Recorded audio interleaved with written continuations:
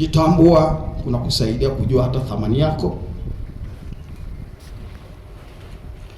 Pia kuna kusaidia kuto kujidharau. Lazima unapojitambua utaepuka kuto kujidharau. Kwa sababu umeshatambua uwezo wako.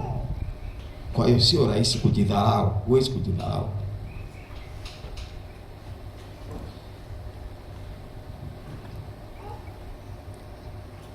Kuna andiko nilikuwa nalipata hapa, sio lazima sana uliandika kama utaliandika sawa. Tesalonike wa kwanza 4 na mstari wa 4.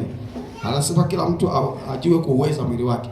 Nilikuwa nataka nilinganishe, yani kuuweza mwili wako. Huwezi kuuweza mwili wako kama hujui.